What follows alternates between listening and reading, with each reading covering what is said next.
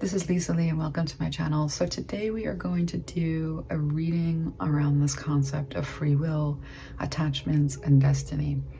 And this came through during a TikTok reading, and I was gonna do this last night, but when I sat down and started to work with this energy, it immediately became clear to me that I was gonna have to do kind of a lot, which is fine. I'm just as interested in this as you are.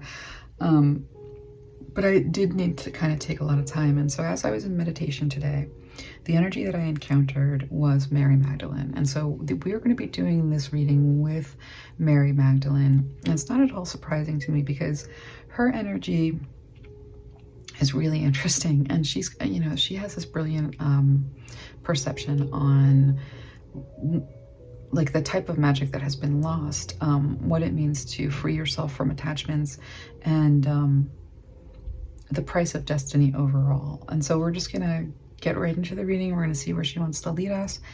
And I'm kind of excited to work with this energy. She's really brilliant. I mean, I feel like this brilliance with her. So let's go ahead and begin. I took a lot of decks out to consecrate for this, you know, reading with Mary Magdalene. And I'm not really sure where this is going, but I do expect this reading to be long. You know, I'm not going to rush it in any way, shape, or form. And to the extent that it's probably a good idea to take some notes. I'm definitely going to do that when I post this and come back to see what all came through. The Destroyer, the Castle, okay.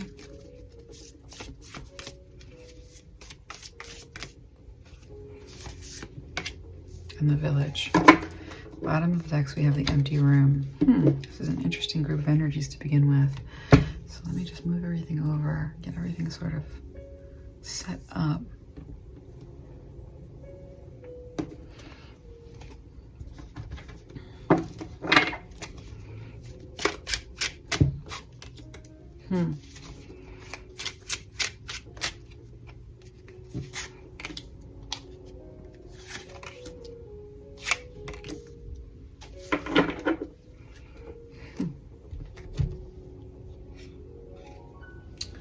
Okay, so when I look at this empty room right here, you know, really what I think of, you know, it seems like it's a concept of self. You know, I don't know if you've ever done the exercise of closing your eyes and with your eyes closed, looking out and just seeing how vast you truly are, you know, in that space of closed eyes, void. Like there's a way in which we are very infinite, if you kind of like look from the inside out. And so one of the first things that Mary Magdalene wants to bring through on this notion of the empty room is that we need to think about what we are, what we create, how we create, and what our relationship is to the spirit world and to the divine. And to understand that we are kind of like these vessels. This lie here, you know, related to like a containment is kind of what I'm seeing. We are simultaneously like individuals that are sovereign and like I'm seeing like the temple, right? The temple is a solid place, but it contains a lot and it interacts with a lot. And so one of the first things we have to understand about what attachments are, because that's what we're looking at right here, that's kind of the question that we're attending to, is that we have an idea about what the self is as like a separate thing, that while there is something to be said about being sovereign and not having influences and interferences, like there's an idyllic way in which we can be, and then there's like the substance of what we are. And so Mary Magdalene is kind of inviting us to start by thinking very differently about what we are as vessels and as beings. She's showing me this distinction between, oh, this is really interesting. So, you know, something that came through in the reading with Athena was this notion of women's magic and, you know, divine feminine magic versus, you know, divine masculine magic. And since that reading came through, I've been asking, like, what the heck is divine feminine magic? Like, exactly. Like, I understand that, you know, the example that was given is like the honeybee that is just following its own desire, goes from flower to flower, because it wants the nectar. It's like following what its heart wants. It's a wish fulfillment for the honeybee. What the honeybee doesn't know is that it's actually pollinating the earth. It's creating flowers and colors and beauty everywhere. And so in this way, women's magic is something that we do, by way of just wanting the nectar, but don't realize that it's like creating this entire field of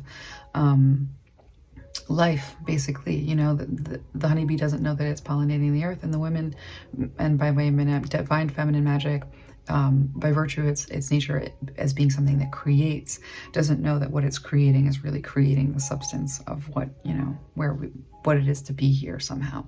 It's like very vast and very interesting. But what Mary Magdalene is kind of showing me related to this castle, and the 10 of coins here, is that, what is established as a self can't be destroyed, first of all, but we're constantly interacting with energies. And women's magic, or divine feminine magic, is to create around those energies some kind of a structure.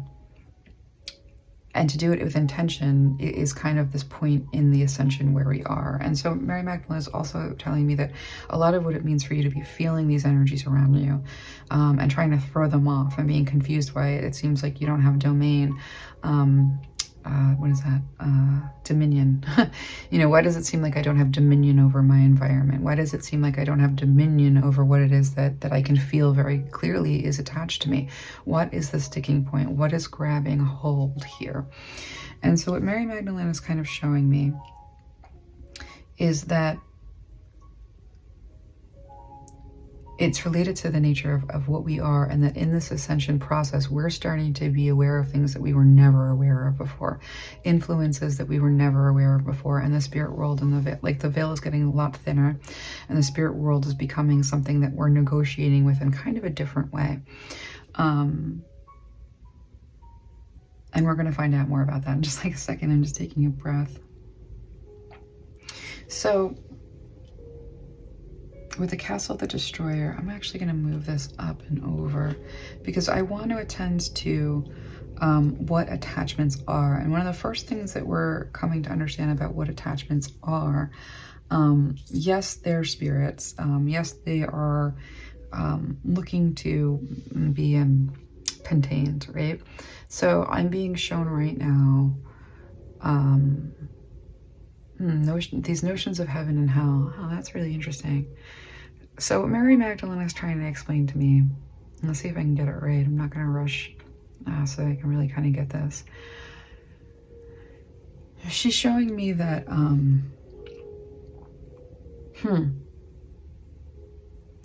that by like Mary Magdalene was very much removed from the Jesus message. Christianity just totally removed her from the message, didn't want her a part of what that salvation was, and most of that is because of this fear of what women's magic, divine feminine magic, really is. So divine feminine magic is creative. It creates something of nothing. When we think about the imagination as being sort of the testing ground for what magic is meant to become, and that it gets kind of strangled out in childhood, Mary Magdalene is showing me that this is about creation, whereas she's saying divine masculine magic is very much about taking tools, using rituals that have been created to contain the belief system, operating with the external aspects of spirituality. But Mary Magdalene is showing me that divine feminine magic, which is rising again, we're seeing this rise of divine feminine magic, is about creating containers, creating there's this way in which she shows me attachments as being a lot of different, she's showing me the spiritual ecosystem, and that that these are energies that are very much lost, and they're looking for ways to be contained, because there's a horrible feeling, and I'm feeling it right now, of alienation and oblivion when you lose the body. If you're not if you don't quickly ascend, if you don't quickly cross over, you're constantly like in relationships to like what's going to contain you. What relationships did you have before you died that can sort of contain the memory of you? What people around you, like, you know, interact with that memory or interact with that essence. It's sort of like it becomes a kind of container for them to exist in and to have a consciousness through and an influence through. But when we don't take care of our dead, and a lot of the rise of Christianity has been about being like, you're either in hell or you're in heaven, and if you're in hell, we're not going to look at you. We don't want anything to do with you. You know, that's what happens, punishment. So this relationship to punishment and death is very much a distortion. And it basically, you know, women's magic, Mary Magdalene is saying, in the same way that like bringing life forward is like something that it's creating something of nothing. You know, when two energies come together, like what wasn't there before becomes a new thing. And so Mary Magdalene is saying, you know, we haven't been tending to our dead. We don't take care of our dead. You know, we end up sort of casting them off. And this notion of heaven and hell, ascension and ego almost. So, you know, if you die and you don't ascend and you don't like relinquish the story and you don't move on, and a lot of times this won't happen until sort of your containers have run out, but it leaves a kind of state of being, you know, as a spirit that can be quite hellish. It can be quite disconnected. And so in the same way that, wow, this is a lot of information. Let me see if I can just like, you know, this concept of the destroyer, the enemy, that which is trying to take, co-opt, and drain.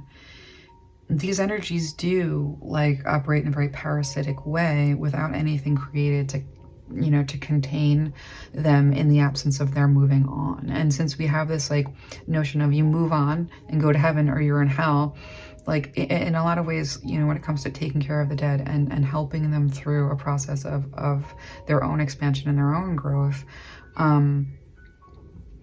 you know, there's this like, oh, well, you know, you're around me and you're taking my energy and you're trying to get my attention and I don't want to give it to you, you know, get away from me. Like, that's fine. But when we come up against something where you have an attachment that you really can't shake, we want to look at that, and we want to look at that with a lens of, there's something for you to learn here. There's some reason why this is happening, and there's something that you're supposed to gain, or do in relationship to these energies, to not just free yourself from whatever you might feel bound by or frustrated by, but also to free them. And that's really interesting to me, because, you know, it comes like, it's like related to like intention and what it means to create these containers. We have to sort of step out of this lens of punishment, you know, for those that don't like quickly ascend, for those that are sort of lost upon the earth, because in the absence of a loving way of like sort of like working with them, you know, to gain like learning and growth, and creating containers for them, what we have is similar to oh, this is going to be such a long reading, wow. But basically she's showing me that, like, when we think about demonic possession, for instance, and we think about demons, demons are how do you want to explain this, Mary Magdalene? Let me just get some cards, because whoa, I'm just going to get a little bit on this, because we haven't really gotten very far. You know, what we're seeing here is that, like, this is this manifesting and creating process. This is creating a container. This is using your magic to create a path forward, a way forward, a different kind of, she's saying usher in union, so I'm going to find out what that means. But there's something interesting here I want to take a look at, because she's kind of drawing a distinction. The truth of, okay, right. Right, okay. So I'm trying to get this information. Okay. Something that's been established in the way of a system of like managing like unseen energies is kind of falling apart right now. Like, it's absolutely crumbling, and it's leaving us being very aware of the way in which energies have been actually like causing this imbalance between good and evil on the earth. So what she's telling me is, and I'm going to try and make this as clear as possible, a lot of this stuff has like come through. It's like this information has been building with the readings that I've done before, but So if you think about the infernal divine, you know, and you think about deities, what angels are is they're like a field of energy responsible for a very specific thing.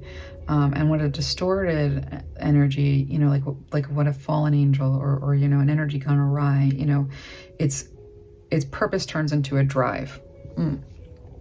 And so, you know, something like the spirit of love, the energy, the angel of love, you know, if distorted, if fallen, can create the drive of lust. Now, this drive, this like fallen angel or angelic force is not, it's not intelligent. That's like a really interesting thing.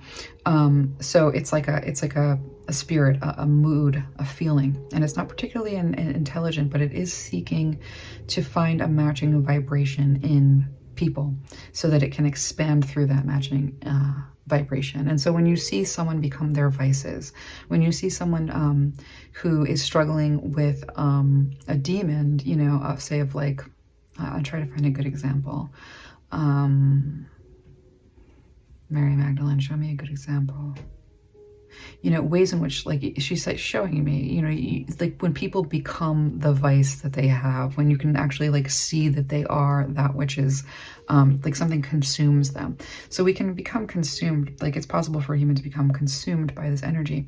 But if we understand what we actually are, if we understand the nature of like what we are, we're always attaching. We're attaching to other people. We're attaching to other circumstances.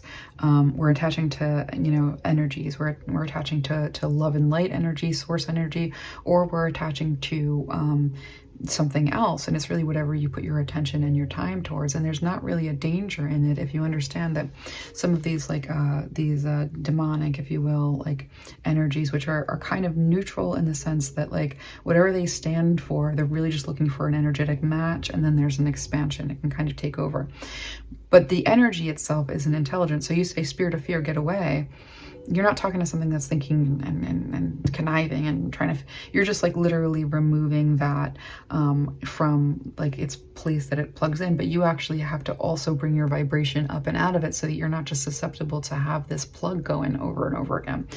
And so demons are actually like less of a thing to contend with, you know, than what we have when we see something more like a poltergeist or something more like, you know, what seems like a destructive spirit is really like an earthbound, unascended spirit that one of these energies or these drives has like plugged into and is like animated through. It becomes the vice, it becomes the energy, and it becomes, and it loses, actually, a lot of times it'll forget what it even is. And that's how we see like demonic energies that are very low vibrational become personified. They really do need the intelligence of a human being, dead or alive, in order to operate through. So very much what it means to sort of defeat evil is to like separate, you know, the negative energy that is attaching and then expanding and like personified through a human being from the human being themselves, like dead or alive. And so when we minister to the dead, when we work with trying to free them, we want to identify one of two things. First of all, what is the spirit that you are coming in? You know, so if it's the spirit of fear showing up, you got nothing to be afraid of. It's toothless. It's just a feeling. It has no intelligence. You tell that feeling to go away, it's going to go away. You can command that. But when you're left with a person after you command something away, it's like this can be a fear cycle. If you're like, wait, I'm overpowered. I can't get rid of this. Like, what's going on? Like, why do I feel this? And for some of you, I'm like feeling sensations in my body where it like feels like there's something very much clinging to you. It's clinging to you, looking for a way to be contained. And in the absence of like, you know, the energy of a drive or a demon, you know, animating it, it doesn't have any way to be contained. So it's almost like Mary Magdalene is saying, you know, you can create a kind of resurrection. You can create a kind of container. It's part of your magic to create something out of nothing that will, like, almost like I'm seeing her create a ferry for the dead, like, you know what I mean? Or open a door for the light to come in. Like, there's ways in which we're meant to interact. Now, it's true, though, that these energies are parasitic. They are trying to get your attention. They are sort of trying to exist on your life force absence of their own. They're very lost. They don't really know what to do other than to cling. And so, and the absence of a container that is created for them, they are really, this is like it's a destructive thing that is the result of there being no relationship between the unbodied dead and the living. You know, no way in which we really have like a, you know, it's just like we're in a society that just kind of shuts the door on them, and it really just creates this chaos of being these shells that energies can plug into, good or bad, and animate. So that's a lot of information. I want to take a breath and just try to get a sense on where I'm moving from with that, because so the nature of attachment, what is an attachment? It's either just an energy that attaches to the same vibration in you, and so the way of getting free of that energy is to see what is this attaching to within me, and what's the work that I have to do to bring myself out of this, so that I'm not offering a chair, an empty chair, for this thing to, you know, come back around over and over again. And if it seems like a personified energy, like, you know, like it's a demon with like a personality, then you know that you just have to like literally, like, you can figure out what spirit it's coming at you in, what kind of, like, you know, a demon, like, technically is a neutral thing. You know, it just represents itself. So, you know, fear of just representing itself just exists itself. You flick it away by saying, spirit of fear, get out of here, you know, from that place of authority within, and it will. But then if you're still left with a presence,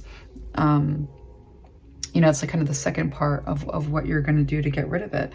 You know, not having that place within yourself that is at that low vibration doesn't mean never feeling a range of emotions. Like, we're constantly interacting with stuff. And in the same way, there can be a seat within you for, you know, the spirit of fear. There can also be a seat within you for the spirit of joy.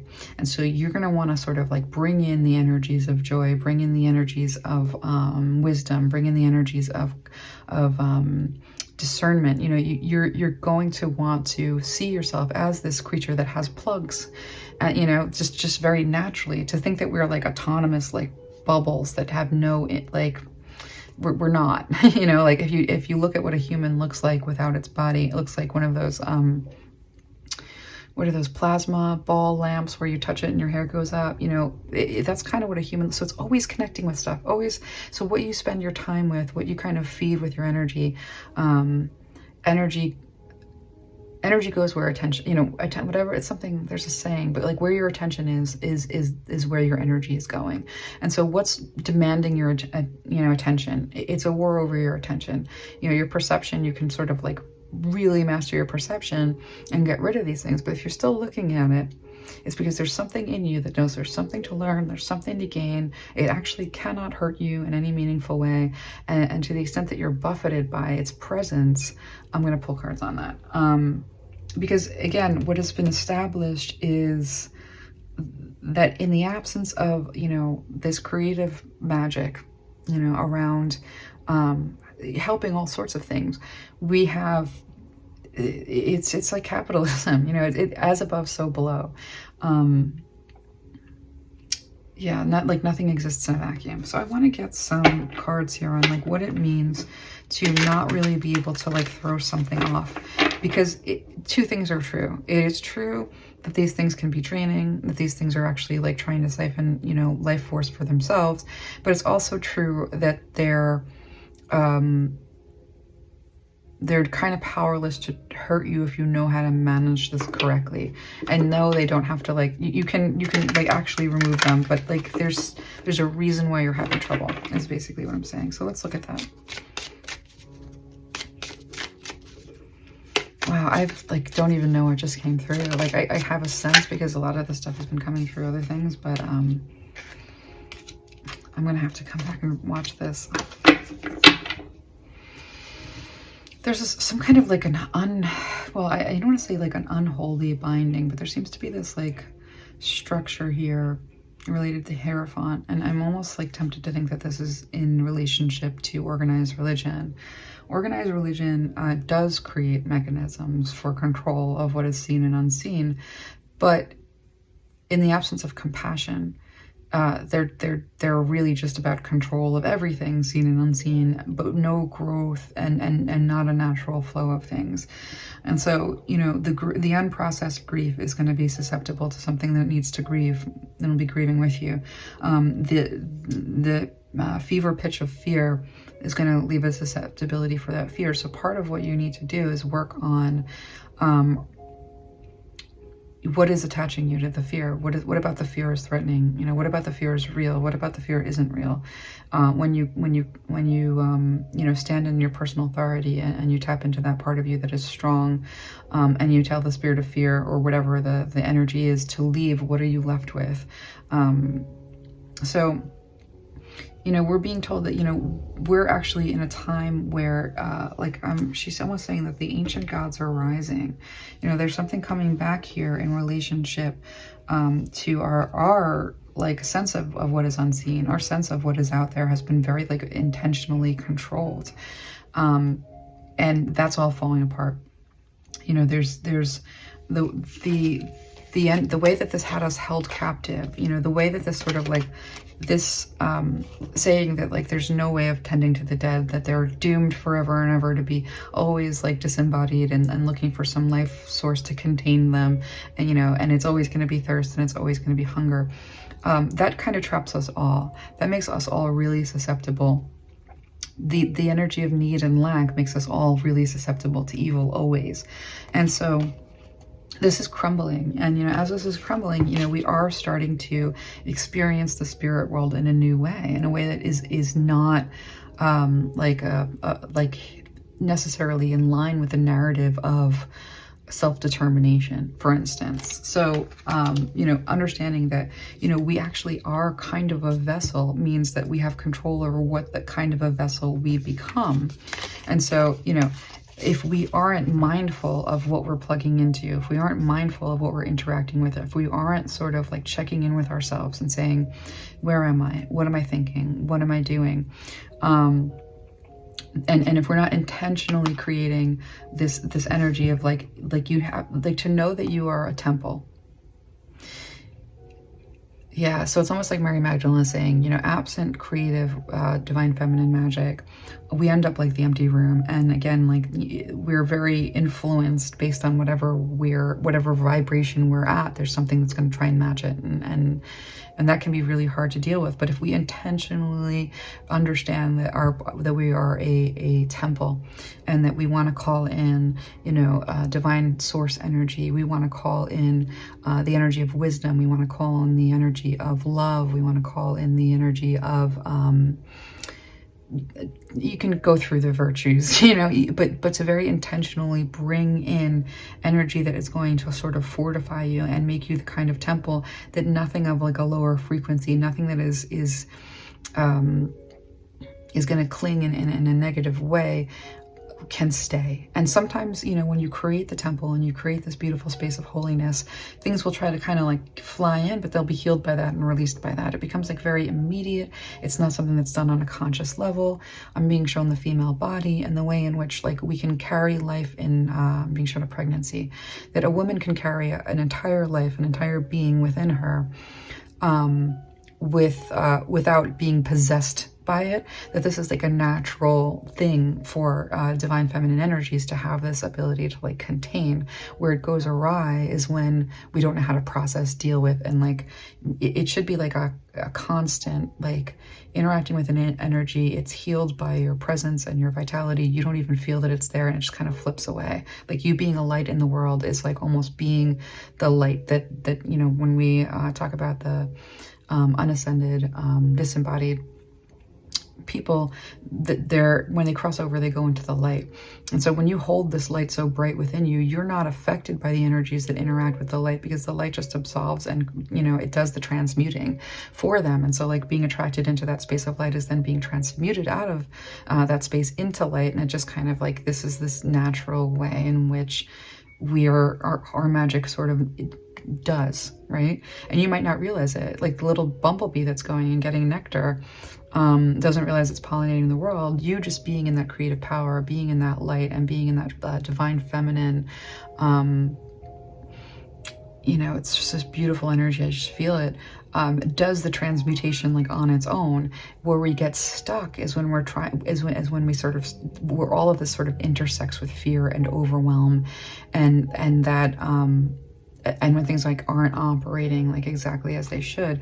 And so one of the first things that you can do to sort of clear yourself of anything that seems to be draining you is to see where they're plugged in. And take that space within you and transform it to a space of light, and transform it to a space of love. Because, you know, two things. One, like being in a war with something is actually just creating a ton of energy that you're, you know, devoting and putting towards that. You know, being in your authority, standing in your authority, knowing that you are nothing can destroy you, nothing can conquer you. It's kind of like just like a knowing, and then you speak to that which is bothering you, and you disempower it. Like, what are you coming at me with? Fear? No, I'm not going to be afraid of you. Fear, be gone. What else is there? Okay, there's this thing that wants your attention. You're not getting my attention. I'm going to meditate. I'm going into that space. I'm connecting with the divine. That's going to process this thing out of the way. Are these habits of bringing in and plugging into like light, and either they'll be repelled by it or transformed by it, but then it'll free you and it.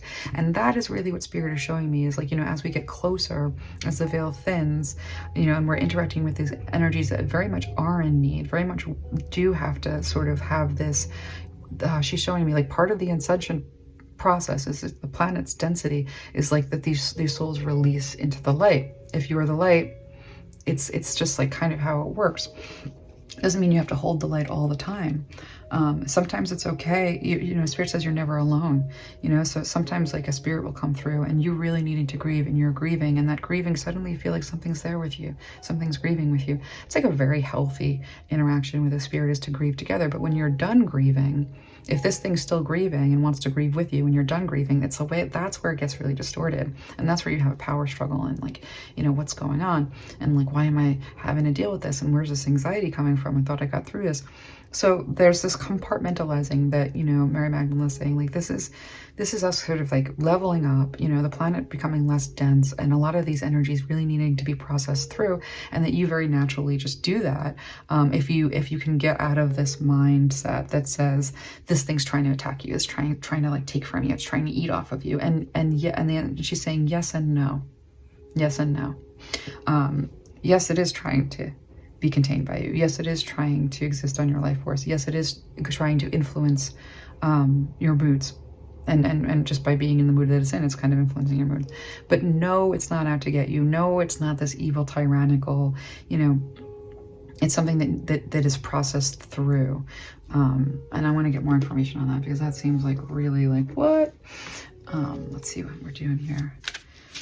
This is a lot of information. She's very clear. It's really interesting. So this is like not something that I'm recognized from any theology. Maybe someone else might. But I'm not too worried about where it comes from. You know, one of the things that Mary Magdalene is saying is like, your first line of defense is discernment. And, you know, before you try to do anything with controlling, you know, the environment, the first thing you want to do is understand that like discernment is everything. So how do we develop our discernment? And she says, well, there's two things that are really important. One is the truth is, it's like it sinks like a stone. You know, I see this whenever I'm talking about the truth. I see this vision of like a still lake, and someone throws a stone into the still lake, and it sinks, you know, very smooth, very naturally to the bottom. So there's this feeling of like when truth is delivered, it sinks very, like, it just sinks, like, yes, there's a peace with that. But whereas lies agitate, and even if we don't know what's going on, like when something's lying to us, or when or we're in a situation where there's like a lie, there's this agitation, there's this like, I don't know, something is wrong. And so, you know, when you are trying to figure out, like, is this a good spirit? Is this a bad spirit? Like, what am I interacting with? First of all, stand in your power. You're not to be compromised. Secondly, if it's on your radar, it's to be dealt with through your use of magic. And whether that is, you know, just to find that inner authority and just get rid of it because you're not in the mood and you don't want to deal with it, or it's something for you to learn from, that's hanging around because it needs you to learn from it, and whatever that interaction it is, source energy, divine energy is using you for your own benefit and for its benefit and for the benefit of all, you know, as we as this ascension process happens, it's a lot of this processing. And so to have a contentious relationship with the process is kind of unnecessary. That said, you want to sort of constantly be checking in with yourself over whatever you're communicating with and saying, does this communication bring me peace? Or am I dealing with a trickster that's just agitating me? Because you don't want to waste your times. You know, that there is something to be said for, like, you know, there's this whole, what is it? It's a verse. To not entertain spirits, to not like deal with them, because they're just going to come around like in need. Help me, help me, help me, like, or contain me, or I want your attention, or I need you. This is a desperation, and it is like a clingy desperation. And that's why a lot of times when you go to get cleared out, you know, it's like you don't want attachments. You know you don't, but also you're attaching to things constantly and without ceasing, and it's just all the energies around you, the nature of who we are. So to fortify yourself and to keep yourself safe is to understand that you can't be compromised. You're not going to be so I'm being shown the pregnant woman again. Pregnant woman isn't possessed or compromised by the consciousness of the fetus any more than you would be by the consciousness of whatever's trying to like hitch a ride. You're not supposed to have to deal with that. You don't, but it's not there to overpower you. It is there to learn your authority, use your authority, and or figure out what you need to work with this energy on to learn from it. And so many of you, when I was meditating on your energy, came through as being in kind of a relationship with these energies that at first seemed really fun and great, but then got really freaky.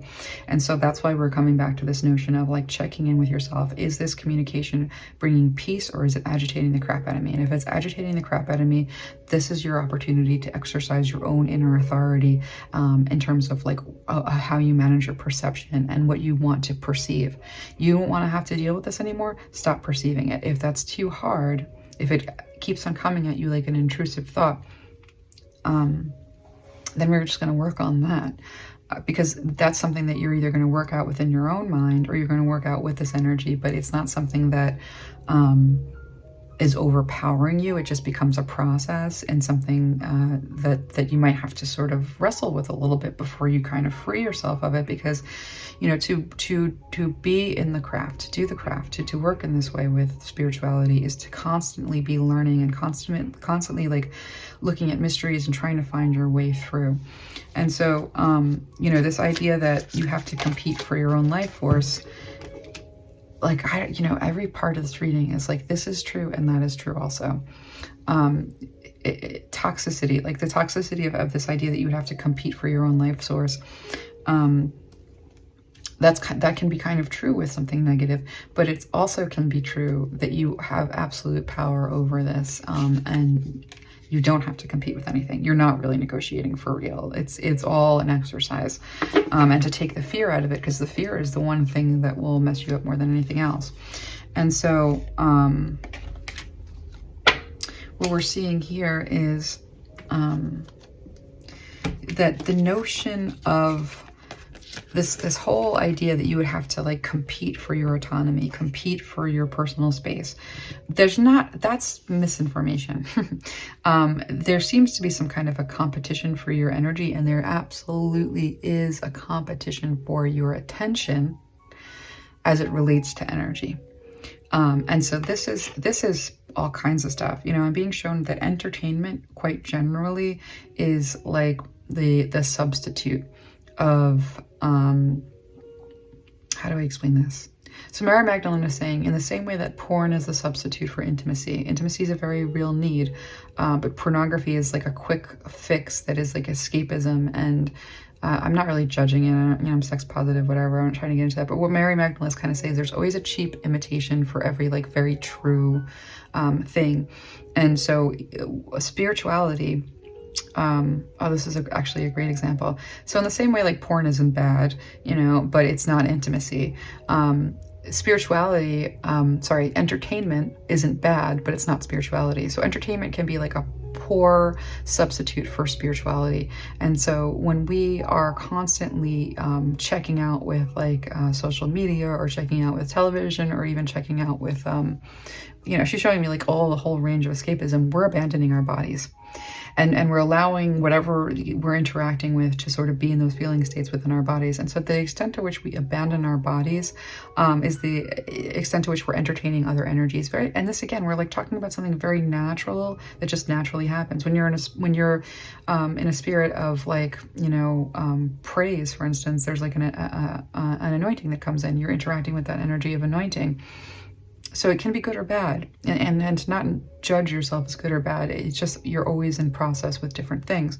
And so there's not really a competition for your sovereignty. Your sovereignty is without question, but there is a competition for your attention. And whether it's the competition of, like, your iPhone, or it's the competition of a spirit in your atmosphere where you're just like, come on, I don't want to pay attention to you. This is really annoying me. Understand that anything, like, it's almost like Mary Magdalene is saying, stop thinking about, like, the spirit world as being any different from the iPhone. Like, your social media wants your attention, and it can take all of your attention and leave you at the end of the day having accomplished nothing. So that's really not different than a spirit that wants your attention. It's still the same drain. It's still taking your energy and using it for something that isn't necessarily serving you. And again, there's nothing wrong with entertainment. It's just when it becomes something where you're evacuating your body and not filling that body back up with, like, anything edifying. Yes, you got to kind of really be careful about what's the temple that you're creating with your body. It's an open space. It contains it contains you, but you're constantly interacting. And so this is really representative of, like, there's always going to be something trying to get your attention, and to think of it as being something where you're kind of fighting and you're wrestling and you got to get your attention. Like, you own your attention, and your relationship to intrusive thoughts, or being able to manage your attention, like, that's a big spiritual job. You know, that's where we begin to practice our spirituality, is kind of like honing our ability to work with our perception and work with our own attention, and then our intentions, and create from that space, creating something out of nothing. You know, it's really kind of powerful. And so Mary Magdalene is saying, let me take a look at this. Gotta take a deep breath. Because, you know, really what we're looking at is, you know, we're suddenly coming up upon the problem of free will, or the question of free will. And we're going to get to that in a second. But what I'm seeing here is, you know, this person is creating these containers, these bubbles. They have a little tool, a little ritual, and they're creating these little, you know, containers, these bubbles, to contain that which, you know, needs a place to go. So spell work is prayer. That's what you're doing. You know, it's a difference. It's just how you do it. It's connecting with the divine, and the two things coming together create something new. And so you're going to be working with your higher self, whatever deity that you connect with, on, like, where it feels true. Again, how do you know if you're working with a deity or a trickster spirit? Are you feeling at peace? Because if you're not feeling at peace, it doesn't mean that spirit won't challenge you, but you should be at peace in that challenge, generally, when it's coming from a divine place, not panicking. If you're panicking, that's when you're going to, you know, start to take control of how you're feeling, control of how you're perceiving. And so one of the ways that we can do this is we can step into that creative divine feminine energy and start creating containers, creating spaces, creating a way forward, because not every spirit is ready to, or wants to in any way, cross over. And that doesn't necessarily, that just means they have more work to do here. They have more things to learn here. Create a container for their learning, create a container for them to sort of operate in. And that doesn't give them some kind of power to then throw chairs across the room. You got to sort of take this, like, idea of empowering evil out of the process of creating for that which needs to learn and needs to exist, you know, in its own sovereignty. And so, you know, that we know that there's something going on. She's really showing me that, like, this idea that there's a lot of fear about what's unseen, but there's all kinds of evidence of what that unseen is. We can kind of just, like, look at the space where something, you know, like the space where something's not, and, like, what is it doing? What is it feeling like? What are you interacting with? And so, you know, this idea that you aren't in control, Mary Magdalene almost wants you to, like, attend to this with a spirit of curiosity. And again, when we bring things in, you know, the spirit of curiosity is something that you can kind of like, you know, you can safely interact with absolutely all the energies. They're there for that purpose. But where it becomes unsafe is when you start to doubt your own power and your own sovereign everything. And so, you know, what is around you? Like, you know, what is the evidence of what's around you? And then once you have a sense of what's around you, how then do you deal? So what I'm being shown here is, you know, to create a container based on what you see in the way of like, what's this energy trying to do, trying to learn, you know, and how can I work with my magic to contain and assist? Because we are always like, you know, we exist. Wow, interesting. Sort of like knowing what we are. Is also kind of knowing what we host. And so, you know, there's this like natural elevated state where, you know, she's got stuff floating around here. She's not looking at it. She's not paying attention to it. And it's not really bothering her because she's connected to the divine. And whatever's happening down here, whatever's interacting with her energy and then transforming from it, healing from it, whatever it might be. Yeah, Mary Magdalene's always like, you always have an audience. So what is your audience learning from you? What are you teaching those energies that are around you? And are there things that are going to come at you in opposition? Yes, but if you're in this position of like, I don't know who I am, I don't know where I'm going, I don't know what I'm doing, I have all of these things that I'm interested in, I haven't really, you know, digested, you know, what's true or not for me, and I'm just surrounded by chaos, and this is when the container that you are very naturally, again, the temple that you are very naturally, can feel like a mess, can feel overwhelmed, can feel confusing, can feel like under siege. But if we actually, you know, and see that like if we connect to the divine and we're interacting with the divine, this shouldn't, the nature of who we are shouldn't become a chaotic mess. And if it is a chaotic mess, how do we clean this up? Well, we immediately start to, you connect with that divine energy that brings you peace, and then you start to work with that divine energy that brings you peace to co-create containers, to figure out these mysteries, and to grow in your spirituality as a result. And, you know, I almost feel this tension around, yeah, but this scares me. Yes, but I've tried to do this, that, and the other thing. And, you know, I failed. And if I fail, then it's overpowering me and I don't have any free will.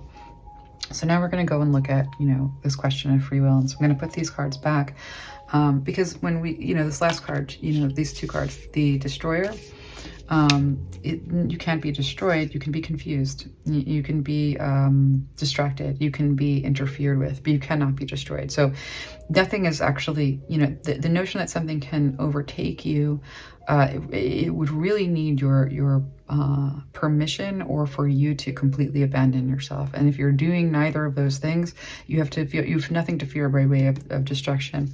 The Village really just is speaking of like, well, you know, as women's magic rises, as it comes back online again, we're having to like feel our way through the dark on like what we're supposed to do and how we're supposed to use it.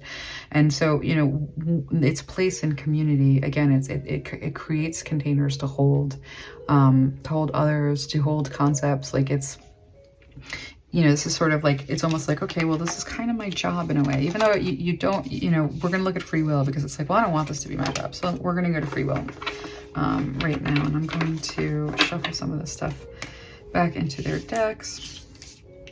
And I invite you just to sort of take this time while I am shuffling to take a deep breath in and begin to connect with your higher self and say, higher self, I'm getting all of this information, but I still don't understand X, Y, and Z. And so just go to that place and communicate with your higher self about what you have questions about right now, so that can then come through the reading. So let me go ahead and shuffle, and we're going to take a look at free will.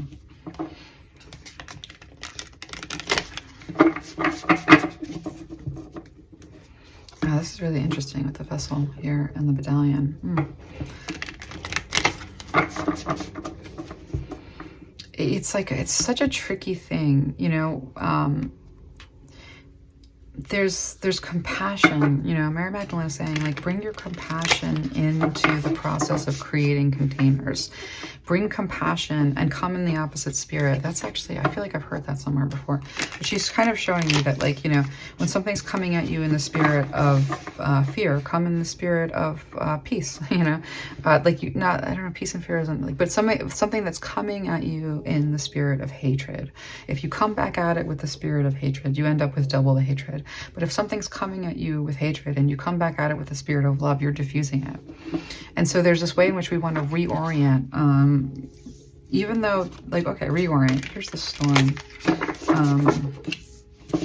Reorient to what? Mary Magdalene, show me more. The self, the queen, to your power, to your birthright, to your abilities. And everybody has spiritual gifts, but she says, like, we are talking to a group. And I think most people who resonate with my readings have the gift of being an oracle. And that does actually mean using your body to officiate a lot of, like, spiritual things. Like, you know, it's you know, using your body to channel. There's like a level of trance channeling that can happen with an oracle that's something to not jump into. It's something that can be very dangerous. But our bodies are instruments of spiritual transformation. If this is your gift, our bodies are instruments of holding spirit in order to convey spirit. And I'm seeing the pregnant woman again, like that, the way in which the baby can still yeah, like the way that you can hold the fetus without it possessing you. It's you have a natural ability to interact with these energies and to sort of feel them on a bodily level, because it's your body that where all the magic kind of takes place. And so, you know, one of the things that you're going to know if you have this gift, if your body can interact with spirits, it's like a really big clue to you that that's your spiritual gift, and that it can be either a strength or something that, if it's undeveloped, can be very difficult to manage. It's a very powerful gift. So we're going to look at free will. I'm really curious about this notion of free will, destiny, because, like, you know, it's like, okay, well, I have this gift and I'm able to do this, but okay, I have this gift and I'm able to do this, but I don't want to. You know, so that's something that we're going to look at right now. Because if we do really come here with a plan, then that kind of, what does that really say about our free will when we want to live a different way than the plan? And how do you know if you want to live a different way than the plan? Well, the thinking that goes along the lines of, oh wow, see, these are cards that I don't really look at these. Let me move this. And I want to get some, I'm going to get some tarot cards. The Storm, the Vow, and Aletheia. So in the beginning, okay, we'll come back to this in a second. I want to get cards on this.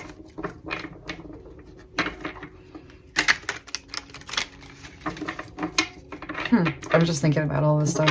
It is really interesting because I'm trying to sort of, a lot of the stuff that comes through my readings, especially when I'm interacting with deities, like, I don't think that there's like a doctrine that goes with it. I've never heard this doctrine. I don't think I'm trying to like find it in my brain. Like, have I heard of this stuff before? I don't think so. I think this is some new information. Three of Swords and the Emperor. Free will. So this is really, the Emperor speaks to like having dominion over your world. You know, this is like that self, this is will, kind of speaks of being able to move your willpower. And with the Three of Swords, like there's this brokenness around that. So let's just see what that ends up being. There's heartbreak around what that means. So let's take a look. She's almost saying that our free will is compromised, like the moment that we take our first breath, by the structure of the world that we're born into. Okay, so that's, I'm actually going to ask for 2 cards for each concept, or 3 cards, depending on what wants to.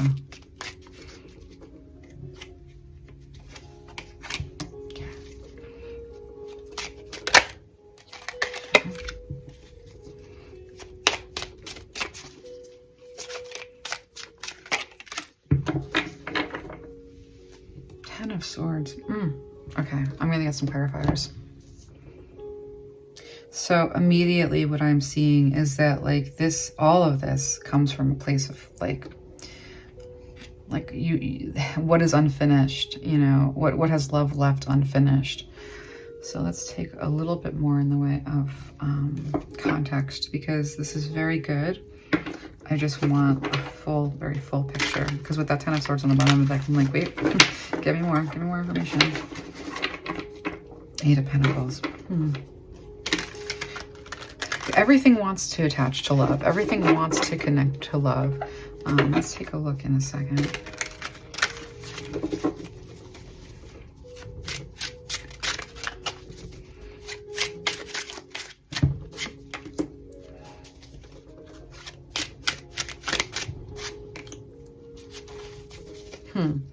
So this is really, a lot of this has to do with like equal give and take, which is interesting.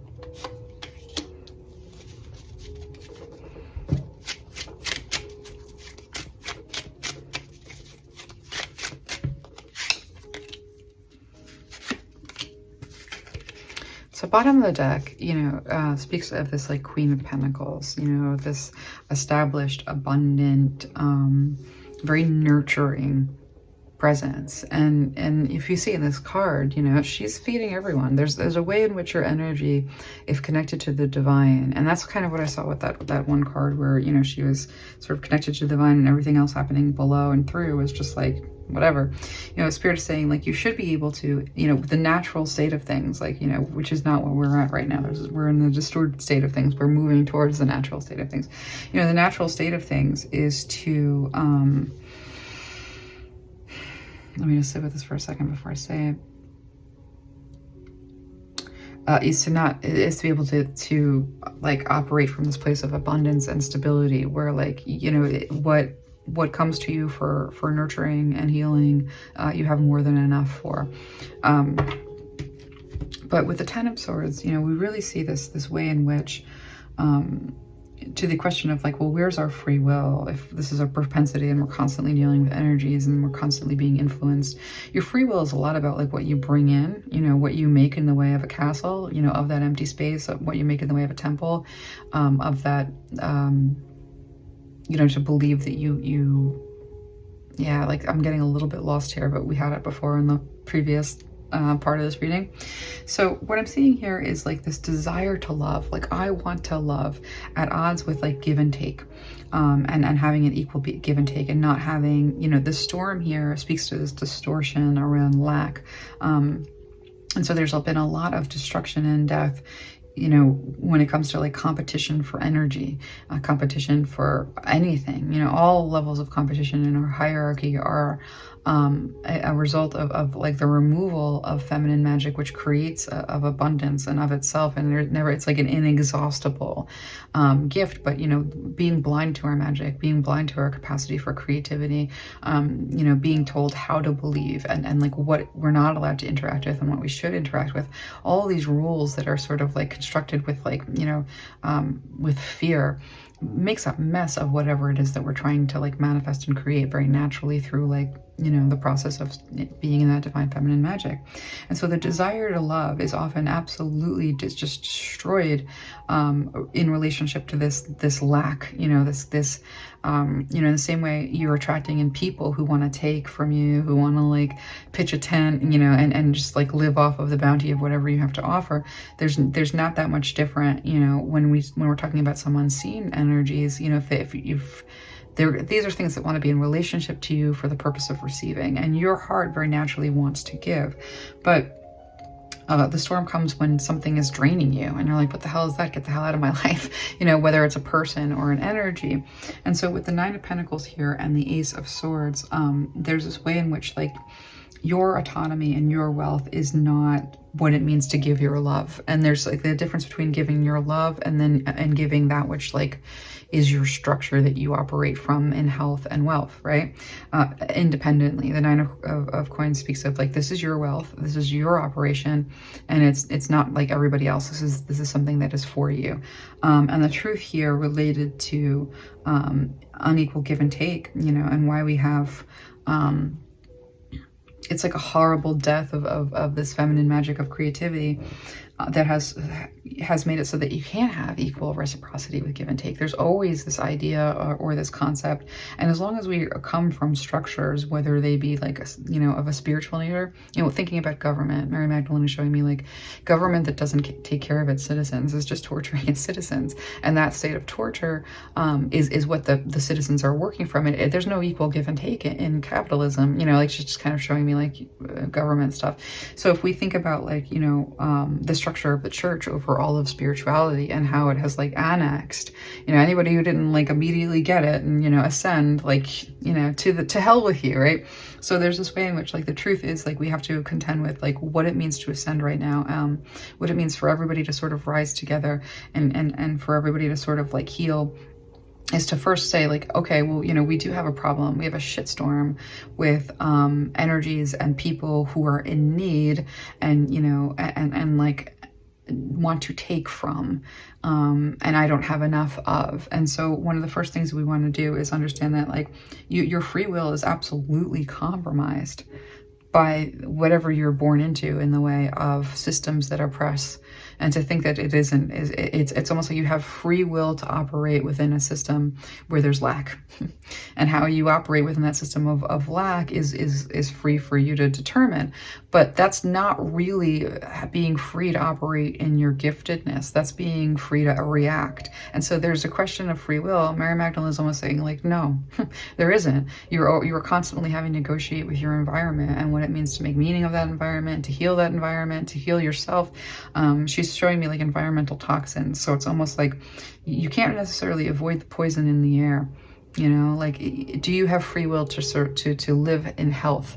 Well, if the air is poisoned, it doesn't really matter what you want. You can obviously manifest and heal yourself, but that's kind of the answer, right? And it's not what we understand completely. We don't, in the same way that you don't feel like you have dominion over telling the attachment to go get away and leave you alone forever. We don't have dominion over whether or not the air is poisoned. There's this, yeah, okay, so this is interesting. Let me just kind of like take a little foray into this. So Mary Magdalene is basically showing me that like, yeah, as above, so below. So when we think about like, an attachment that we seem to not be able to like throw off for whatever reason, yes, you can clear your energy, you can throw it off, but as long as the seat, as long as that place exists within you where this thing can reattach, it's an unhealed space that you want to heal for yourself, and then you can like, heal outward. And a lot of these energies, she says, like will attach to these unhealed areas, and they will learn to heal by way of how you learn to heal, because absent their own life story and their own body, they still have things to learn, but they actually need the vehicle of observing somebody else doing it, or experiencing with someone else as they go through their grief and release. Like there's this way in which we actually like co-create a lot of healing with other energies around us when we are healing ourselves. And so and I lost the channel because that was like really powerful. Where were we going with any of that? So basically, what I'm being shown here is that the storm, we're operating without free will, kind of. But what we have is the capacity to create a way out and a way through that circumvents everything that is sort of like in opposition to our growth. So give me a second to kind of like center myself and try to find the channel again, because every once in a while I'll kind of like fall out. Something will interest me about what's coming through and I'll be like, wait, what? So let me just get hold of this.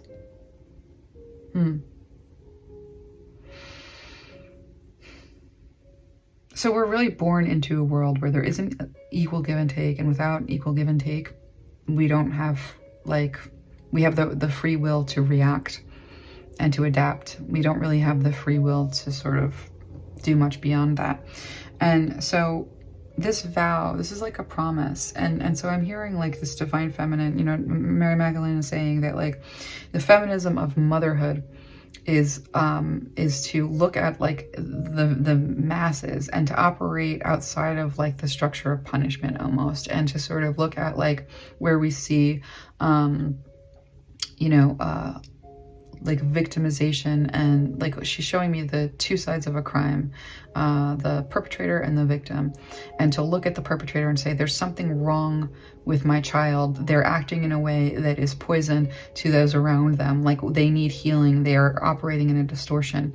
And to look at the victim and say, my child has been hurt and needs healing, and I want to provide everything in the way of you know, ease and to facilitate that healing. And so the mother looks at both the victim and the perpetrator as both requiring healing in different ways. And so when we understand that we are born into a world where the only freedom is to react, and how well you react it's kind of a crapshoot in a lot of ways. Like there are these, the vow represents the mission that we come in with, you know, whether or not we're successful or whether or not we make it through, you know, in a way that elevates and frees ourselves and others, has a lot to do with how we handle the lessons along the way, the challenges, like in opposition to the vow itself. So there's a tension and an interplay here. So you came in and you said, I want to heal my child who hurts people, and I want to heal so that they no longer do that. And I want to heal my child who's been hurt. I want to heal. I want to do that comprehensively. As we rise, I'm not leaving any of my children behind. They all need to be tended to. And so that might be the energy that you come in with. And if that's the energy that you come in with, whether or not you recognize your child, you know, in the perpetrator or the victim, you know, that's kind of up to you. But if you do recognize this need for healing, and you also recognize that you're, you know, equipped to bring that healing first to yourself and then to others, then you're in adherence with your mission and your vow that you came in with, and you're operating from this King of Cups place, which is deeply emotional, deeply emotionally intelligent, but also sovereign. But with the Two of Swords, like, you know, there's a tension here in terms of like opening the door and moving past, like, I get that this is my mission. I know that I have everything I need to do the work that I need to do. It's going to be a process of me healing myself and then healing others as an extension of that. And with the Queen of Wands, again, there's like this passionate way in which Mary Magdalene would want us to orient towards our giftedness. As tools, every gift is a healing tool. And to passionately attend to that which we came here to do means to tap into what it is that is our gift in a way that says, I use my gift to heal. And whatever I come in contact with, I'm going to use my gift to try and heal it. And if I come in contact with something that scares me, I'm going to remove the fear, get rid of the fear. The fear is the unintelligent humor that kind of plugs in. And then once you once you remove that fear, then it's about healing yourself, or healing, you know, whatever energies has that fear as a big part of it. And that's hard. Yeah, it's really difficult, because basically we're removing vengeance, like writ large, from the story of how healing happens anyway. And that's a kind of a difficult thing to do. And like, you know, we're at this impasse of like, you know, do we continue to prop up structures of vengeance, you know, to try and find some fairness and some reciprocity and some equal give and take? Or do we abandon systems of vengeance and say, wait a minute, no, this is about, we got to heal everything that's broken. We're not leaving anybody behind. We're rising. And those that are left behind for whatever reason, I really just don't think that's not like coming through. That's not resonating. I almost, Mary Magdalene's almost saying like, no, we're here to heal and lift up, and everyone has this opportunity. And so, you know, this dark and light, you know, this interplay between good and evil, and good and evil operate to agitate growth. Like they, you know, that's something scary comes in, and then you have to, you know, find that inner authority to deal with it. And then you're a little bit stronger. Something scary comes back, and then you learn how to operate, you know, in a way that, you know, you've healed from the fear of it. And now you're just trying to figure out how to create a container for, or use your magic to bring safety and bring healing and bring a place, you know. There's just all kinds of ways in which you have this creative ability. So this broken heart, you know, speaks to like these situations that we don't understand, that, you know, this is like where we look at the world and we're like, I cannot believe how evil people can be. How can someone do something so cruel and horrible? Certainly they deserve vengeance. They do.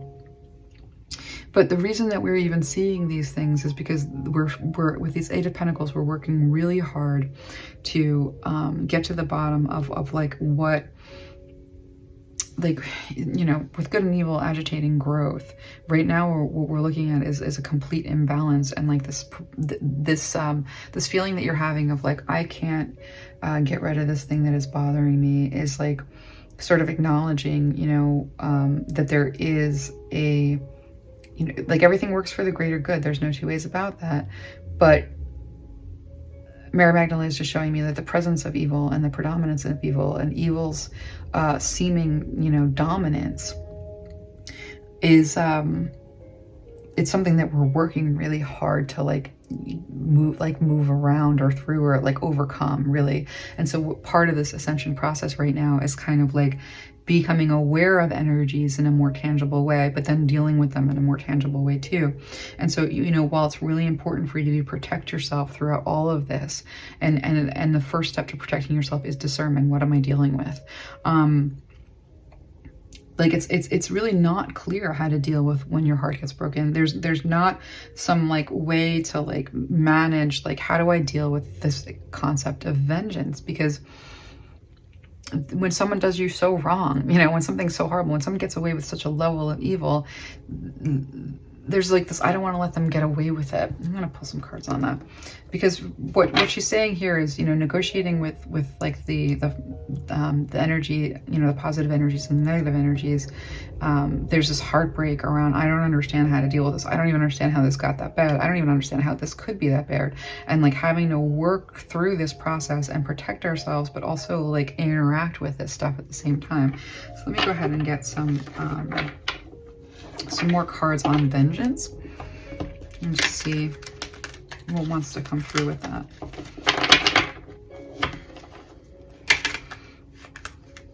So, you know, Mary Magdalene is inviting you to take like a deep breath in and out, and just understand that like nothing that you're dealing with, nothing that you're trying to like battle with doesn't have a solution.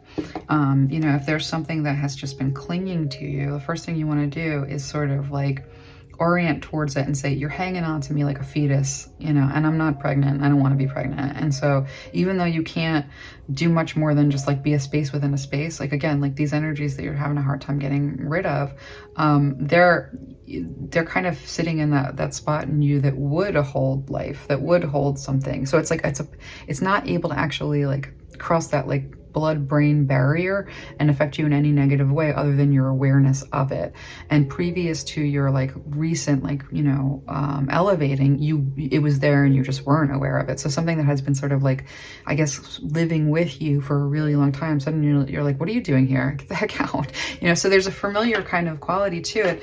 And then there's this fear, like, I feel this, I want this out. I feel this, I want this out. But it's actually like, again, it's part of your ascension to become aware of these things. And now it's like, well, how do I deal with it? It's almost become a part of me. It's like really used to being with me. It's really used to influencing my life. Like, you know, these energies are here to learn through me, and they're trying to influence how I learn. And, you know, that can be really scary if you don't know what you're dealing with. But as soon as you realize you've been carrying this for a really long time, that it's not going to break through the barrier, and that you can create a spiritual container for this energy to live and grow that is outside of yourself. But you don't, and again, you want to be really careful with magic and intention, because if your intention has anything to do with vengeance, and this is where we're going right now, then it's going to be a corrupted type of magic, because I'll find out in a second. I don't know why.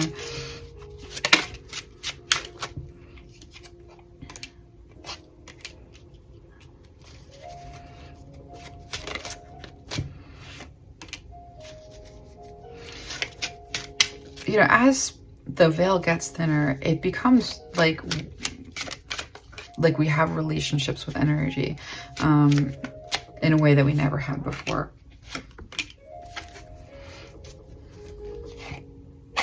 So what I'm being shown here, and I'm gonna actually take that down, is the path forward is like, because vengeance like only makes sense like when there are no how do you want to put this? I'm seeing the word repentance, and like the definition around repentance not being like admitting you're wrong, but the definition around repentance being seeing the wrong, turning away from it, changing, making amends, and then growing and moving on. And so without she's showing me like without infrastructure of, what is that? Like without infrastructure of repentance, you know, opportunities for people to see the wrong, make changes, you know, and correction, and you know, really deal with this stuff, really heal from it. That without anything that really does that or facilitates that, we're left with vengeance, which is like the cheap imitation, you know, or the destructive, toxic version of what revelation and healing can be. It's like meant to bring justice, but true justice is brought not when somebody is punished, but when someone says, oh my God, what did I do? And so, you know, Mary Magdalene is kind of urging us to sort of look at vengeance as an ineffective means of bringing justice. And so, you know, I think I should do a whole reading on just how to handle anger and how to handle what it means to have been a victim, and like what it means to sort of like grapple with being on the receiving end of some really horrible evil and the way that it affects you. Like there's a lot there, separate from vengeance. Like there's a lot that needs to be healed and dealt with, and a lot of love that needs to be brought to these situations that's like separate from vengeance. So one of the first things that Mary Magdalene is saying is like the path forward in relationship to energies of good and evil really is like, you know, we want to come in that opposite spirit of love, and we want to be fair to ourselves as we like minister and create, like, yeah, I'm seeing this container. So she's showing me that like creating fairness, you know, so you like, I'm being shown, like I cross spirits over all the time. I'm just going to jump in as Lisalee for a second. I do it all the time. And spirits that I interact with, like sometimes they're completely freaking confused. They don't know who they are. They don't remember themselves anymore. You know, they like, I'll show the example is one of the spirits that I'm most fond of was murdered. It was this man that was murdered. He was young. He was only 24. And he was lost. He had like, you know, this was somebody who was like quite beautiful throughout the course of their life. He's a beautiful person, beautiful heart, you know, like whatever mistakes that he had made were kind of like, you know what I mean? Like young people making dumb mistakes. He was driven to, he was the only son in his family, and he was driven to like make a fortune for his family. And then he was killed in the process of trying to do so. And so when I encountered him, he like barnacled right up on me, and I was like, oh my God, you know, like what am I doing? What the hell's going on? Get out of here, you know what I mean? But you know, but the more I interacted with him, because I do take the time to interact with spirits, because I cross them over, and you know, it's basically counseling for spirits until they're willing to like let go of some of the stuff that's holding them here. And so this whole process was a spirit that looked really dark and really lost and really confused, you know, because he died and he was murdered. You know, he was so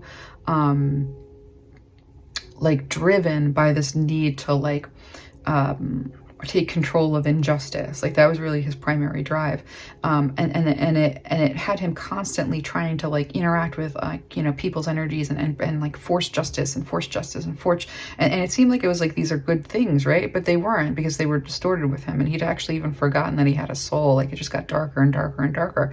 And so by the time that I ended up interacting with him, he was always just trying to gain control over every damn situation, including me. And so so it took a lot of work to get him to remember himself. It took a lot of work to sort of like get him to understand that he, like, because he, you know, because he died through murder, the energies, you can call them demons, because they have no intelligence. They're just the energies that they are. You know, everything was plugging into his need for control. And he was operating as like as a demon that was like, you know, trying to take control over things, you know what I mean? It was a very interesting thing. But as soon as he was able to sort of like ease out of that identity as that which brings justice, he was able to start to see himself as, you know, more than just that. And once he started to see himself as more than that, just that, he began to recognize himself as having needs. And once he recognized himself as having needs, he recognized that a lot of what he was trying to do was to like meet these needs. And so like it was just it was a series of untangling. And so there's this way in which, you know, things will kind of barnacle up on us sometimes. And if our gift is to be an oracle, or if our gift is healing through the body, you know, then they're just going to feel it, you know, like it's going to feel like it's like stuck there. But, you know, as we create this container of healing, not only do we like release this, and here he's leaving this little energy, call that a spirit. She had, you know, the spirit sort of barnacled up, attached to her, and then she created a container for it. And in the container, it came to a place of healing. And now as it leaves that container back into the world, it's giving back. It has something to contribute that's positive. It has it's elevated. And even if it doesn't cross over right away, now it's not operated plugging into energies of trying to control things out of fear, but now it's plugging into the energies that you know, that you introduced to it in the way of healing. And now it has something to give to the earth. Everybody kind of rises together, goes from being like an energy that's like influenced by negative drives to an energy that is that has something to offer in the way of positive. So it goes from being a demon to a spirit guide. So like this way of like changing. And so this is really what we want to do in terms of creating equal give and take and combating what it is when these things want to take from us, is to offer them something different, is to create, you know, this space for that. And that might be like really difficult, because we are talking about, well, what if I don't want to deal with this? What if I don't want to deal with this person? You know, that's a good question. I'm going to get some cards on it. I don't know. What if you don't want to do this? You know, what does Mary Magdalene say about like, well, yeah, but there is free will to say no. And what does that mean? Well, she's saying that, well, that's your perception. And then that should come from a place of conviction. I don't want to deal with you. Convicted, I don't want to deal with you. Convicted with the notion, like it's, you know, your personal power comes from like levels of conviction. Like, I will not be fucked with. Thank you very much. End of story. Done. And when that is, when that's not seemingly strong enough, then what's your attachment back at the attachment? Because if you were really willing to like let go and flip it away, your attention wouldn't even, you know, it's like there's something there. But let's see a little bit more. What if you like don't want to deal with something? You know, somebody, she's showing me like a lot of times when people die, you know, they will stick around afterwards and just bug you and try to interfere with you. And that can be really like, you know, and that can like perpetuate like bad, you know, toxic family relationships. And so there is such a thing as having really strong boundaries around some of this stuff, but then you have to be able to release. And so if there's still some part of you that's holding on to this out of vengeance, out of lack of forgiveness, forgiveness is the technology of release. And so, you know, we're kind of being asked to, let me get some cards on this before it's kind of partial right now. Let me see. So what if you don't want to deal with this? What if it's like causing a negative thing? She's kind of like, well, yeah, but everything's for a reason. Okay, the Empress, Queen of Swords. Okay. Judgment. You know, so basically, you know, when you don't want to deal with something, then you pull in that energy of the divine, you expel it, and then you like, there's a, you know, you put like, I see like a wall, like a, what is that? Like a garage door, but it's like made out of concrete, where you bring it down and it's down, and there's nothing that can trespass at that. But that comes from this place of where this comes from a place where there isn't fear. If there is fear mixed in with like your commands, then it's actually like it's weakening the whole, because you're not coming from that place that says like, I am in control, you may not trespass, access denied. If there's fear with that, there's this tiny little bit of doubt that says, I'm not more powerful than this. And if you believe that you're not more powerful than this, then that's where you actually have to go back and do the work in order to get that sense of like, wait a minute, I am more powerful than this. Why do I still feel like I'm not more powerful than this? Because the wounds that this person perpetrated towards me made me feel weak. They made me feel powerless, and I felt powerless to the hurt that this person caused me. And now I still believe that they're all powerful in my area, and that's what needs the healing, not whether or not you're powerful. You are powerful. When you believe that you're not, this needs healing. And so, you know, so basically Mary Magdalene is saying like, when you don't want to deal with something and it's like really triggering you, you know, the first thing you do is like decide I'm in access denied. And then when there's this like, I think this is more powerful than me. Well, what needs healing about? I think this is more powerful than me. And then you're going to deal with that. And that's where you're going to learn. That's where you're going to get the gift. And that's where you're going to get the upgrade. And so, you know, this Empress, you know, really represents somebody who can give without depleting themselves. And the Queen of Swords here is really saying like, the way that you do this is by having really strong boundaries, and that things are always around you, constantly, forever, always around you, wanting to get in. But ultimately you do control the access by way of your will. And if your will is compromised, it's something that like needs healing, and you have to start working on the alchemy of like whatever's going on to bring that healing. And Mary Magdalene saying it's so important for you to look at this without fear. And if there's fear, like that's like where we're like, okay, you know, why is there fear? Why do I feel like this has power over me? Like, what can I heal in relationship to that? Because, you know, the healing part is so important for you. Otherwise, you keep that seat open, even if you get rid of the person. So let's see what else wants to come through. Yeah, so, you know, this is kind of like the basic, but let me see if there's anything else. Because there's this, you know, once we get past this idea of like defense as punishment and vengeance, like we're ascending to the degree where we kind of have to work through that and start to think about like what healing and repentance is instead of healing and vengeance. And then this idea of being enslaved to a mission, you know, the vow, the promise that you made in coming here to bring your soulmates home, you know, to heal by operating in that divine feminine magic, just by virtue of operating in that creative space. I don't know that we're necessarily enslaved to the mission so much as this is something that the reason why you're not able to let go of whatever this attachment is maybe this attachment is somebody you came to save. as a soulmate, that you're here, you came here to ascend. You came here to rise the vibration of the planet. And that it means with people who you can see, and also energies that you can't to a certain degree. And so if something's there, it's for you to learn from, or mission is yet to be accomplished. And you came in very much wanting to deal with this. And so your higher self is saying, I know that your will is X, Y, and Z, and it feels like you're being overcome by something. But quite frankly, like there's still something here for you to learn and or heal. And so I'm not going to let you fail on your mission, because I know you can, you know, your higher self has that faith in you. Your higher self will not, I mean, you know, this is like this idea, like you're not going to get more than you can handle. And generally speaking, your higher self is not going to overwhelm you to the point of drowning. That doesn't mean that life can't do that, you know, because life, like there's a lot here in the way of like the structures that we're born into are often pretty poison, and working with that is a whole, that's a reading unto itself. Yeah. So bringing justice with this Virgo card, Libra, wait, guess the Virgo card, it's an interesting energy. It kind of feels like a Libra to me. Giver of light. All right, so the healer within.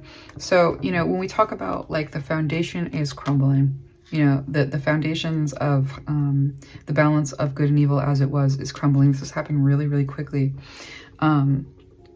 This healing within, this tending to yourself, this being in touch with yourself, this, you know, there's a call to be very like self-conscious, you know, but in a positive, not negative way.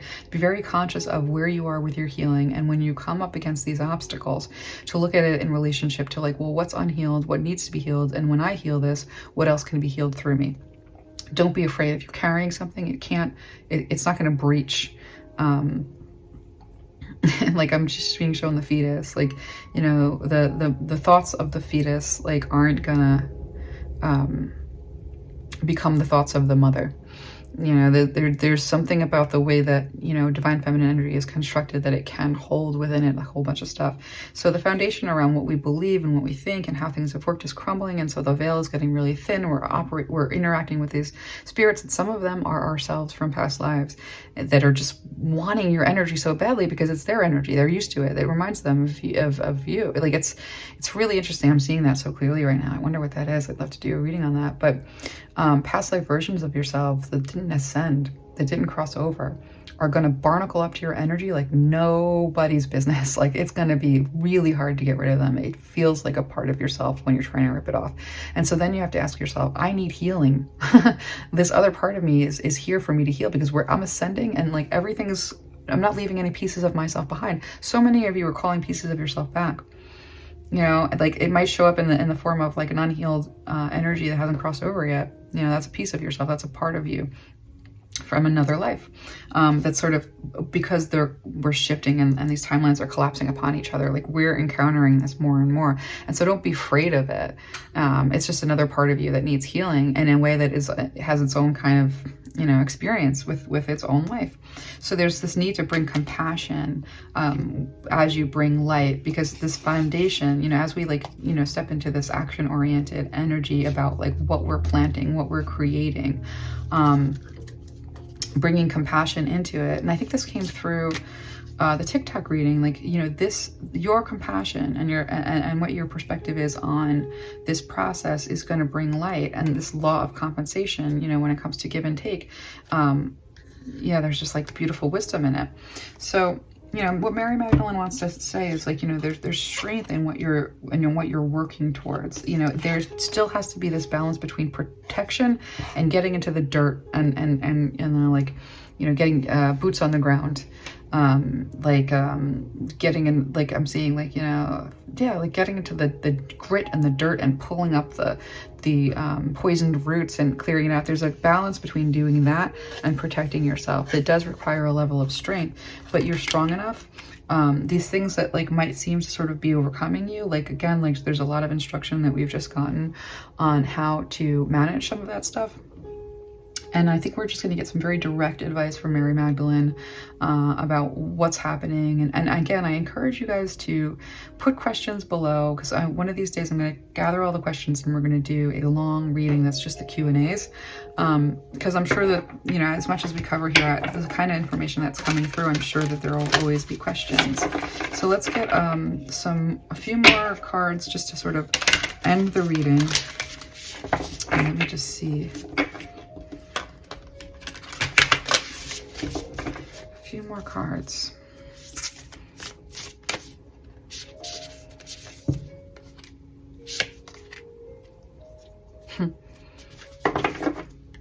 Yeah, I love this.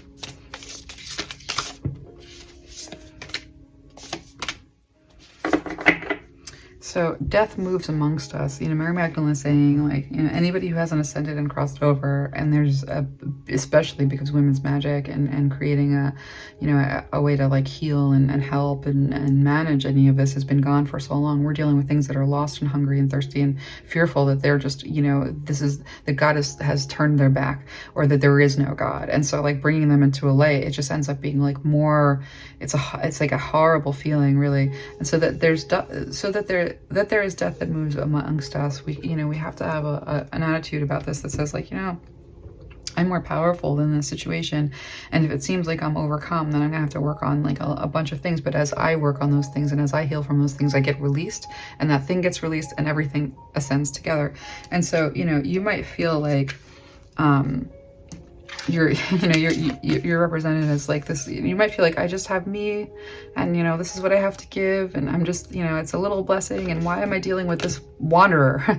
this is some stinky, like annoying, like what is it trying to offer me? You know, like this is like, you know, a very good example of like some of these energies will come towards you and be like, hey, I'm a deity, you know. And this is like, if it's not peaceful, if it doesn't feel right, then what do you have a relationship with? What are you giving your energy to? And like, there can be this moment of like, when I just thought you were like harmless, and like, damn, you're actually this thing.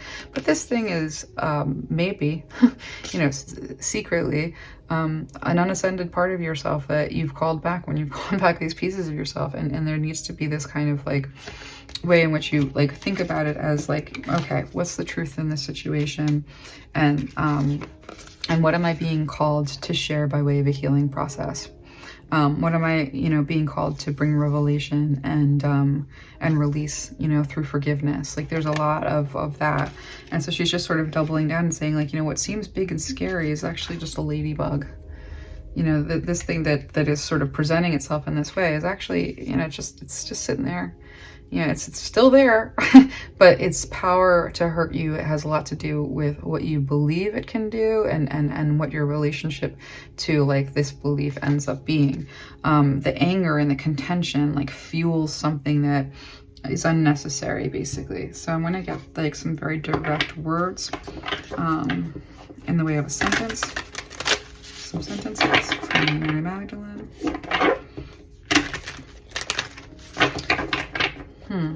Fear is not, you know, fear is something to contend with, but it's also something that once you overcome it, you know, and by fear, I don't mean just like, you know, there's natural fear that has to do with self-preservation, but like anything in excess to that is something that you want to gain a level of mastery over. And when you are able to do that, and we can do a whole reading on how to master fear, when you're able to do that, it's a superpower.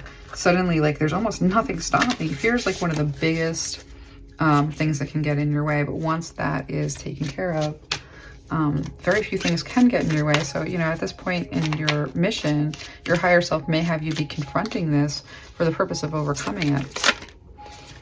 Okay.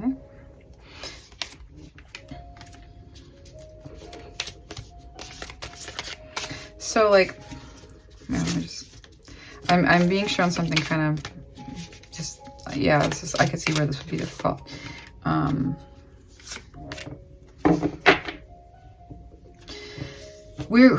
We are in a phase with our planet and with the collective conscious of everything. We're like really good. We're on the cusp of a lot of really amazing positive changes that are on the other side of like the tower moment writ large to like everything that wasn't working.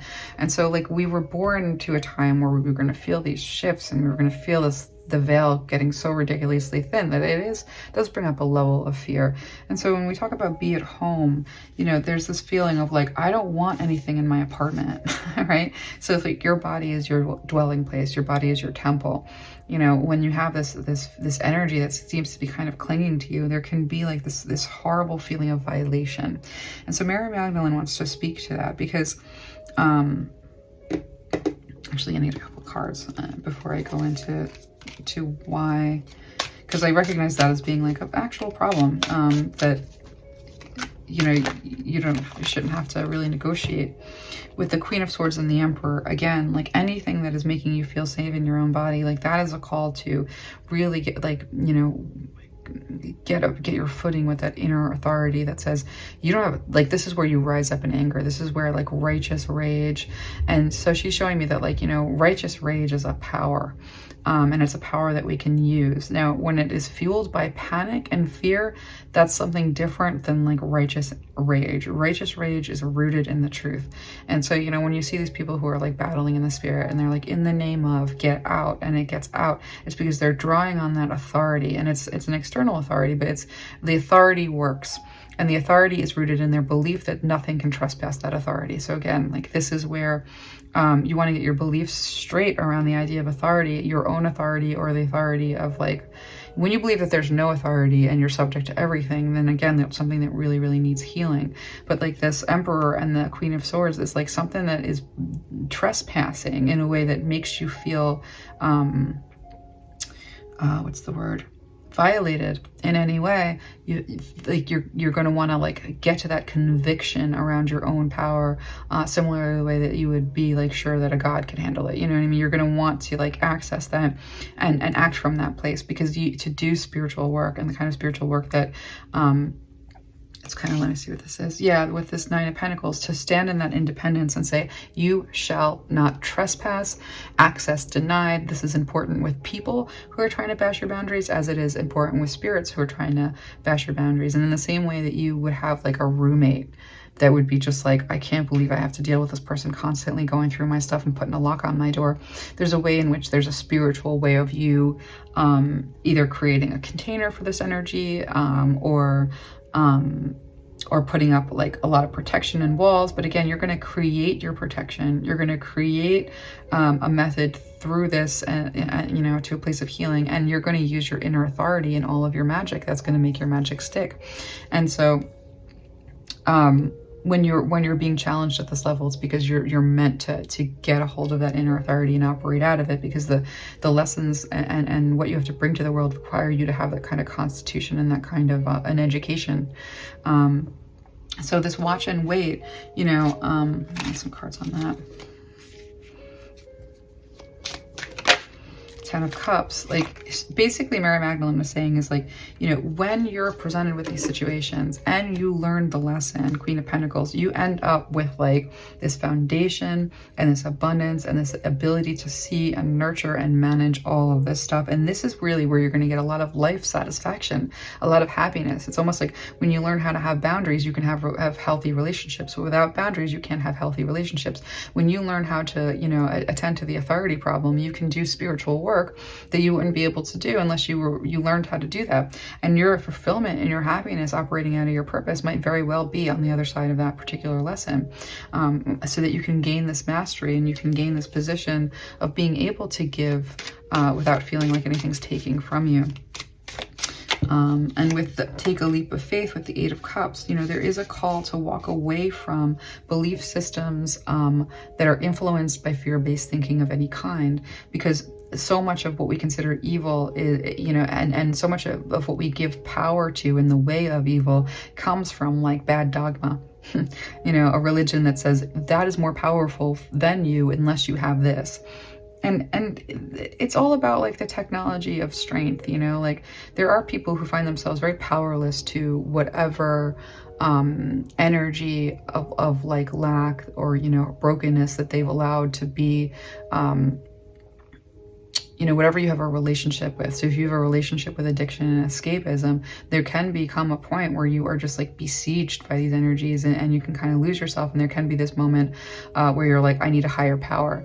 And then the higher power, you know, however you end up finding that higher power, will do the same job of like clearing you and helping you move into a place of healing with all of that. But then you're kind of subject to the rules of the higher power, and that might not be in alignment with you. And so, you know, that same thing of like going to a higher power for this release, you also have an authority, an inner authority, you know, a connection to your highest self, that if you can feel a level of authority around that, it'll do the same job. And so, you know, there's a call to walk away from systems of a belief that gives something the power over you, because that's actually that's false doctrine, you know, basically is what she's saying.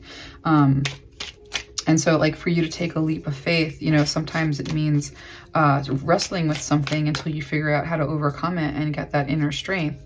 And having faith that whatever it is that is divine within you is going to help you work your way out. It's going to help you like get to the other side of this. And with the Two of Wands here, using our mind wisely, like be very clear on what you want, clear on what you're doing, clear on what you're feeling. Really understand that discernment and then action based on that discernment is what's going to like free you from any sort of feeling of like entrapment. And if you find that you feel trapped, you know, the Eight of Swords, like, you know, the Ten of Wands on the back, sometimes things are meant to push us to a breaking point so that we could break through.